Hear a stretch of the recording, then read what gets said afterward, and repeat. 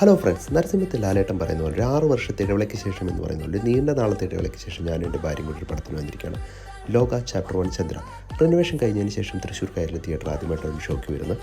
നല്ല തിരക്ക് തന്നെ ഉണ്ടായിരുന്നു. നൈറ്റ് ഷോയ്ക്ക് ആയിരുന്നു ഞങ്ങൾ ടിക്കറ്റ് ബുക്ക് ചെയ്തിരുന്നത്. 30-ാം തീയതി കണ്ട ഷോ ആണ്. എത്തിയാളെ മടി കൊണ്ടാണ് ഇടാൻ വൈകിയത്. റിനോവേഷൻ കഴിഞ്ഞതിന് ശേഷം ലൈറ്റിംഗ് ആണെങ്കിലും സ്ക്രീൻ ആണെങ്കിലും സൗണ്ട് ക്വാളിറ്റി ആണെങ്കിലും സീറ്റിങ്ങും എല്ലാം അടിപൊളി തന്നെ ആയിട്ടുണ്ട്.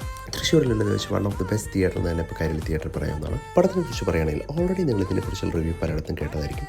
ഒരു കിണ്ണം കാഴ്ച പടം തന്നെയാണ്. ടെക്നിക്കൽ വൈസ് ഒരു ബ്രില്യൻ സ്റ്റെഫ് തന്നെയാണ് ഈ ഒരു പടം. നമ്മുടെ ഒരു മിത്തിനെടുത്ത് ഒരു സൂപ്പർ ഹീറോ ക്യാരക്ടർ ആക്കാൻ പറ്റുമെന്ന് കാണിച്ച ഡയറക്ടർ ബില്യൻസിനെ സംബന്ധിച്ച് പറ്റും.